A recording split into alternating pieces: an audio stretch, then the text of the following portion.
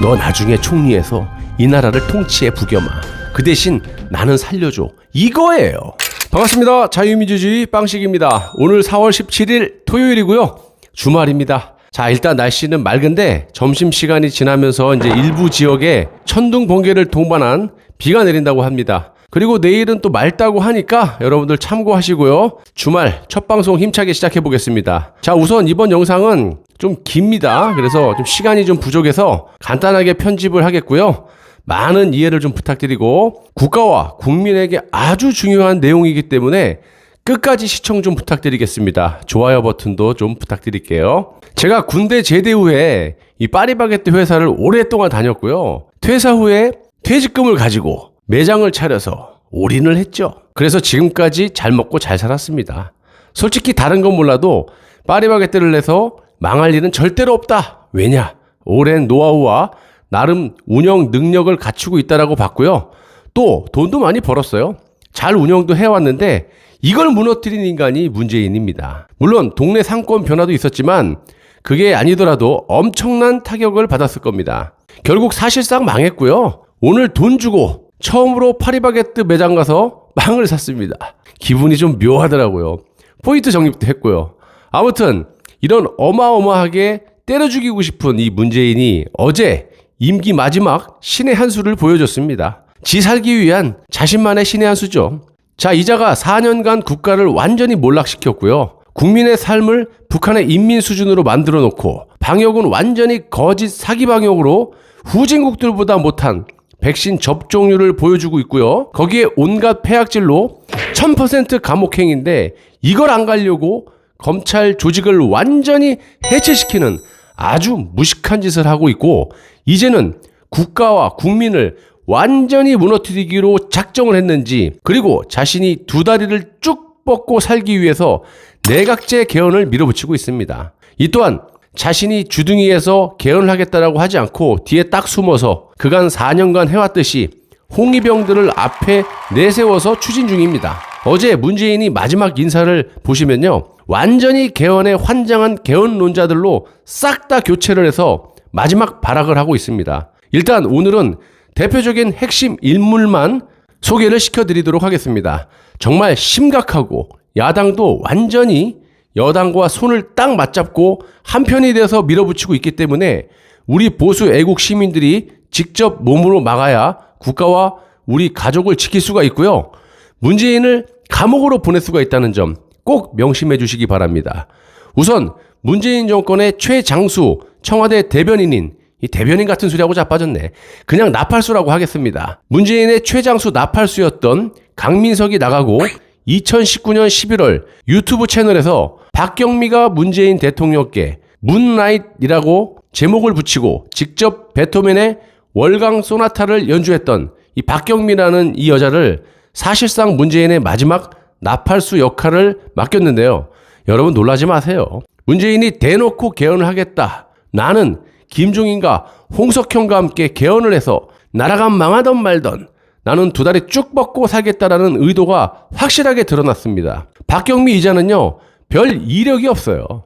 굳이 하나 뽑자면 백으로 2014년도에 MBC 100분 토론 사회를 맡았는데 사회를 아주 개판으로 봐가지고 이게 무슨 사회를 이따위로 보냐고 욕을 바가지로 먹고 쫓겨난 그런 이력이 있고요. 김종인의 부인인 김미경 씨의 사촌 동생입니다. 와, 뭐 이 정도 되면 뭐 완전 대놓고 김종인에게 한 자리를 줄 테니까 잘 좀 부탁드리겠습니다.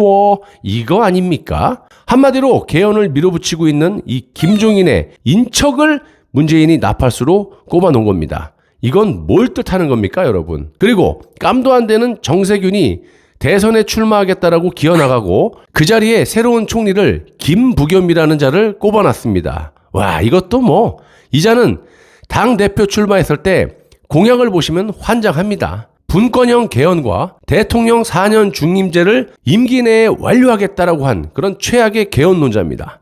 분권형 개헌이라는 건 지방 분권을 말하는 거고 내각제 개헌을 돌려서 애둘러서 말을 한 겁니다. 절대로 내각제나 이원 집정부제라는 말 안 쓴다고 여러 번 말씀드렸죠. 절대 속아서는 안 됩니다. 일단 개헌자가 들어가면 무조건 반대입니다. 이자도 대통령 권력 분신이라는 표현을 쓰면서 대통령 4년 중임제라는 말을 또 썼죠. 임기 내에 완료하겠다라고 당대표 후보로 공약을 했던 인간이고 수도 이전까지도 말한 자입니다. 여러분도 아시겠지만 대선에 이름을 올린 자고요. 솔직히 말씀드리면 이 자는 대통령이 되기는 부족하고 개헌을 통해서 총리를 하겠다라는 굳은 의지가 있는 그런 인간입니다. 수도 이전도 개헌이 안 돼서 그렇지 지금 김부겸이 이자가 총리로 들어온 것도 내각제 개헌을 통해서 수도 이전을 하려고 들어온 겁니다. 화합형 총리라고 하는데 이것도 말이 안 되는 게 화합형이라면 원내대표를 써야지. 그런데 말과 행동이 완전히 틀리게 정작 화합형이라고 하는 자는 내각제 개헌을 하기 위해서 총리에 꼽아놓고 정작 원내대표는 윤호중이라는 자를 꼽아놓습니다. 아시다시피 원내대표들끼리 서로 만나서 일을 처리하기 때문에 이 자들이 말하는 화합형이라면 원내대표를 하는 것이 맞는 거죠. 총리는 말 그대로 행정을 하는 자리이기 때문에 이 또한 말도 안 되는 소리를 해대고 있는 겁니다. 하나부터 열까지 국민을 곤충으로 보고 아무 말이나 씹으려대는 거예요. 왜? 국민은 뭐 이렇게 얘기해도 몰라. 다 모르니까 그냥 해. 이거예요. 얼마나 열받습니까, 여러분들? 한마디로 문재인은 또다시 뒤에 싹 숨어가지고 총리인 김부겸을 내세우면서 내각제 개헌을 밀어붙이려는 그런 속셈입니다. 너 나중에 총리에서 이 나라를 통치해 부겸아. 그 대신 나는 살려줘. 이거예요. 마지막으로 정무수석 자리에 이철이라는 정말 깜도 안 되는 객관적으로도 어울리지 않는 그런 자를 꼽아놨습니다. 이 자도 대표적인 개헌론자죠. 보통 3선 정도의 중진들이 정무수석을 많이 하죠. 그런데 이철이 이자는 뭡니까? 여러분도 아시다시피 중앙일보의 홍석현이 직접 컨트롤해서 제작한 이 썰전이라는 데서 홍석현이 시키는 대로 썰만 풀다가 그 대가로 비례대표로 국회의원 딱 한 번 했고요. 한마디로 초선 의원 경력만 있는 자입니다. 지역구도 아니고 비례대표. 비례대표는 아시다시피 저도 할 수 있는 국회의원입니다. 머리를 노랗게 염색하고 20대 초반에 욕하면서 오락게임 집구석에서 BJ 했던 이런 자도 현재 비례대표로 정의당에서 국회의원을 하고 있는 그런 게 지금 대한민국의 비례대표죠. 그거 딱 한 번 한 자예요, 이철이는. 한마디로 문재인이 중앙일보 홍석현에게 TO를 하나 준 셈이죠. 이 역시 홍석현도 내각제 개헌 세력의 핵심이다 보니까 개헌하시고요. 저는 좀 풀어주세요.